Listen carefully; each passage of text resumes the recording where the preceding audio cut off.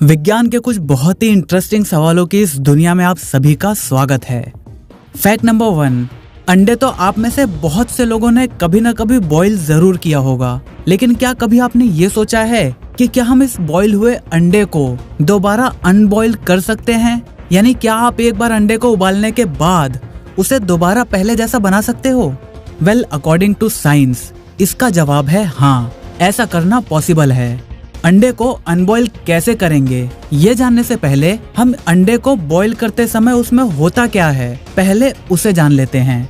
अंडे का egg white और योक मेनली प्रोटीन से बने होते हैं और प्रोटीन एक लॉन्ग मॉलिक्यूल होता है जो अमीनो एसिड से मिलकर बना होता है। आप इसे एक चेन की तरह भी इमेजिन कर सकते हो, जिसमें चेन एक प्रोटीन मॉलिक्यूल है और जिन छोटे छोटे पार्ट से मिलकर वो चेन बनी है उसे आप अमीनो एसिड मान सकते हो। जब प्रोटीन वाटर के अंदर होता है तो ये सारी चेन्स अलग अलग एक बंडल की तरह अलग अलग रहती हैं, और जब आप अंडे को बॉईल करना स्टार्ट करते हो तो ये सारे बंडल एनर्जी की वजह से वाइब्रेट होना शुरू कर देते हैं और ये चेन्स खुलना स्टार्ट हो जाती हैं, जिसे डीनेचरिंग कहते हैं। और खुलने की वजह से ये चेन्स आपस में एक मैश बना लेती हैं और इस तरह बहुत सारी एनर्जी एब्जॉर्ब करने के बाद अंडे के अंदर का वो फ्लूइड एक सॉलिड स्ट्रक्चर बना लेता है। अब अंडे को अनबॉईल करने का मतलब है कि वो जो प्रोटीन की चेन्स खुलने की वजह से जो मैश बना है, हमें उस मैश को दोबारा सेपरेट करके अलग अलग बंडल्स की फॉर्म में बना देना है। और ऐसा करने के लिए इस्तेमाल किया जाता है यूरिया का। यूरिया सॉल्यूशन इन चेन्स को अलग अलग कर देता है और इन चेन्स की एक बहुत ही खास बात ये है कि जैसे ही आप इसे अलग करते हो, ये दोबारा नेचुरली फोल्ड होकर अपने आप ही अपना बंडल बनाना शुरू कर देता है। तो अब अगली बार अगर आपसे कोई पूछे कि क्या आप एक बॉइल्ड अंडे को अनबॉइल कर सकते हो, तो आपको इसका जवाब पता है। फैक्ट नंबर 2, क्या आपने कभी सांस रोकने की कोशिश करी है और क्या आपने कभी नोट किया है कि आप कितनी देर तक इसे कर पाए हो?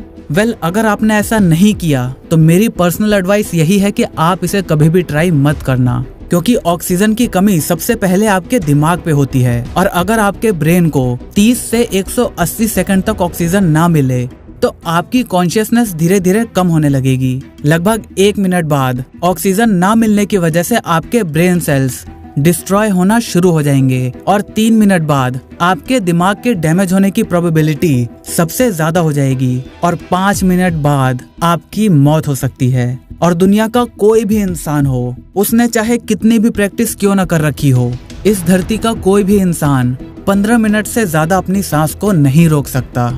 फैक्ट नंबर 3, आपकी बॉडी की एनर्जी का 20% अकेले आपका दिमाग इस्तेमाल कर लेता है। इसीलिए आपने कभी नोटिस किया होगा कि अगर आपकी बॉडी में एनर्जी की कमी होती है तो इसका असर आपको सबसे पहले अपने दिमाग में देखने को मिलता है। अब फिर चाहे वो सिर दर्द हो या फिर थकान या फिर एक अजीब सी फीलिंग आने लगती है, कुछ काम करने का मन नहीं करता, बस ऐसा लगता है कि बस पड़े रहो ऐसे ही, कुछ मत करो। तो अगली बार जब भी आपको ऐसा सिर दर्द हो या फिर आपका काम करने का मन ना कर रहा हो, तो इसका मतलब सिंपली ये है कि आपके शरीर में एनर्जी की कमी हो चुकी है और आप तुरंत कुछ खा लो या फिर कुछ पी लो, जिससे आपकी एनर्जी दोबारा रिटेन हो सके और फिर बिना कुछ सोचे अपने काम पर लग जाओ। फैक्ट नंबर 4, अगर आपके पास कार है तो कभी न कभी आपके साथ ऐसा जरूर हुआ होगा कि आप किसी मॉल गए या फिर कहीं भी किसी ओकेजन पर गए और वहाँ आपने अपनी कार को पार्क कर दिया, लेकिन जब आप वहाँ से वापस आने वाले हो तो आप कंफ्यूज हो जाते हो कि यार मैंने अपनी कार कहाँ पार्क करी थी। और इसके बाद अगर आपके कार में रिमोट कंट्रोल सेंसर है तो आप उसे दबाकर अपने कार की आवाज को सुनने की कोशिश करते हो, लेकिन बहुत बार ऐसा होता है कि रिमोट की रेंज या तो बैटरी की वजह से या फिर किसी और वजह से काफी कम हो जाती है। तो ऐसे कंडीशन में आप क्या करोगे? वेल, अगर ऐसे कंडीशन में आपको अपने रिमोट की रेंज को बढ़ाना है तो आप उसे अपनी चिन के नीचे सटाकर इस्तेमाल कर सकते हो। एक्चुअली इस प्रोसेस में आपका स्कल एक कंडक्टर की तरह काम करेगा और आपकी चाबियों के लिए एक्स्ट्रा एंटीना प्रोवाइड करेगा, जिससे आपके चाबियों की रेंज बढ़ जाएगी। कभी ट्राई करके देखना। फैक्ट नंबर 5, बारिश। ये नाम सुनते ही शायद आपको भी मेरी तरह एक फ्रेशनेस का एहसास होता होगा। एक्चुअली जब पहली बार बारिश होती है तो उसके बाद एटमॉस्फेयर में एक स्मेल फैल जाती है, जिसे हम अपनी मिट्टी की खुशबू भी कहते हैं। और कई लोगों को बारिश सिर्फ इसीलिए पसंद है क्योंकि इसके बाद वो उस खुशबू को एंजॉय कर पाएंगे। लेकिन क्या आपको पता है कि साइंटिस्ट ने इस स्मेल को एक नाम भी दिया है, पेट्रिकॉर। लेकिन पानी की तो कोई स्मेल होती ही नहीं है। और बारिश के बाद क्या सच में जो खुशबू आती है वो हमारे मिट्टी की ही होती है? एक्चुअली ये खुशबू मेनली 3 चीजों की वजह से आती है। नंबर 1, जमीन में पाए जाने वाले बैक्टीरिया एंटीनोमाइसाइट्स। ये सूखी मिट्टी में पोर्स बना देते हैं और जब बारिश होती है तो ये पोर्स पानी से डिस्प्लेस हो जाते हैं और हवा में मिल जाते हैं और इस तरह हम इन्हें स्मेल कर पाते हैं। नंबर 2, कुछ प्लांट्स और ट्रीज नेचुरली ऑयल रिलीज करते हैं जो मिट्टी में कलेक्ट होता रहता है और जब बारिश होती है तो ये हवा में मिल जाता है। और इसका तीसरा कारण है ओजोन। ओजोन की बहुत ही हल्की लेकिन बहुत ही मस्त सी स्मेल होती है, इसीलिए इसका नाम ओजीन के नाम पर रखा गया है, जिसका मतलब होता है स्मेल। लाइटनिंग की वजह से ऑक्सीजन के मॉलिक्यूल आयनाइज हो जाते हैं और वो आपस में मिलकर ओजोन बना लेते हैं और ये ओजोन के मॉलिक्यूल्स बारिश के साथ नीचे जमीन तक आ जाते हैं और ये तीनों ही कारण मिलकर हमें ये अद्भुत खुशबू का एहसास करवाती है। फैक्ट नंबर 6, वैसे तो एयरप्लेन में बहुत सारी लाइट्स लगी होती हैं, लेकिन क्या आपने विंग्स के नीचे लगी ये रेड और ग्रीन कलर की लाइट को कभी नोटिस किया है? इन्हें नेविगेशन लाइट्स भी कहते हैं। जब पायलट्स फ्लाई कर रहे होते हैं तो रात के समय उन्हें एयरक्राफ्ट की केवल लाइट्स ही दिखाई देती हैं और इन लाइट्स की वजह से सामने वाले पायलट को ये पता चलता है कि ये एयरक्राफ्ट किस डायरेक्शन में जाने वाला है। आप इसे इस फोटो से आसानी से समझ सकते हो। पहले वाले केस में हेलीकॉप्टर आगे की तरफ जा रहा है और इसे अपने लेफ्ट साइड में एक एयरक्राफ्ट दिखाई देता है और ग्रीन कलर की लाइट भी उसी की तरफ है, तो इसका मतलब है कि एरोप्लेन हेलीकॉप्टर की तरफ फ्लाई कर रहा है और उन दोनों में क्रैश होने के चांसेस काफी ज्यादा हैं। जबकि दूसरे केस में एयरक्राफ्ट राइट साइड में है और हेलीकॉप्टर को ग्रीन लाइट फिर उसी साइड दिखाई देती है। इसका मतलब ये है कि एरोप्लेन ऑलरेडी पाथ क्रॉस कर चुका है और हेलीकॉप्टर से दूर जा रहा है। फैक्ट नंबर 7, आपने देखा होगा कि साबुन चाहे किसी भी कलर का हो और किसी भी कंपनी का हो, उसका फॉर्म हमेशा व्हाइट कलर का ही होता है। सोप एक्चुअली 3 चीजों से मिलकर बनता है, सर्फेक्टेंट, कलर डाई और परफ्यूम।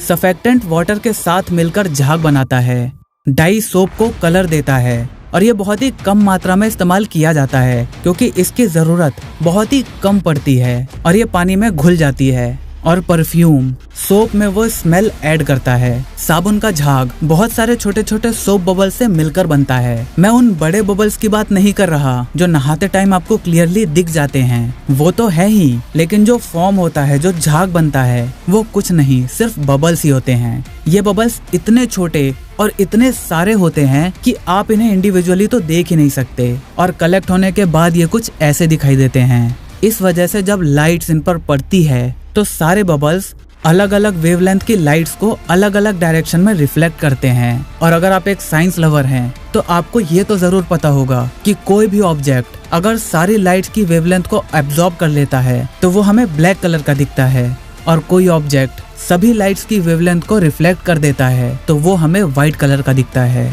फैक्ट नंबर 8, आपने शराबियों को कभी ना कभी तो जरूर देखा होगा और आपको शायद ये बात पता भी हो कि शराब पीने के बाद अक्सर लोग उस दौरान हुए सारी चीजों को भूल जाते हैं। जब उनको होश आता है तो उनको कुछ भी याद नहीं रहता या बहुत ही थोड़ी थोड़ी सी मेमोरी रह जाती है कि पिछली रात या जब उन्होंने शराब पी थी तो उस टाइम पर क्या हुआ था।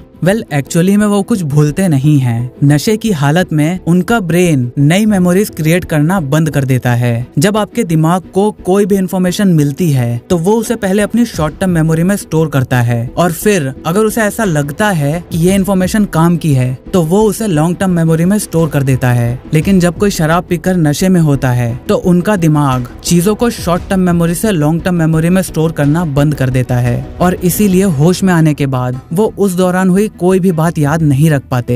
फैक्ट नंबर 10, आपने मूवीज और टीवी सीरियल्स में कहीं ना कहीं ऐसे सीन्स तो जरूर देखे होंगे जहां एक इंसान को एक ड्रग देकर उसे इन्वेस्टिगेट किया जाता है, यानी उससे पूछताछ की जाती है और उस सीरम की वजह से वो इंसान सिर्फ सच बोलता है। क्या रियल लाइफ में भी कोई ऐसा ड्रग मौजूद है जिसे लेने पर आप केवल सच बोलो?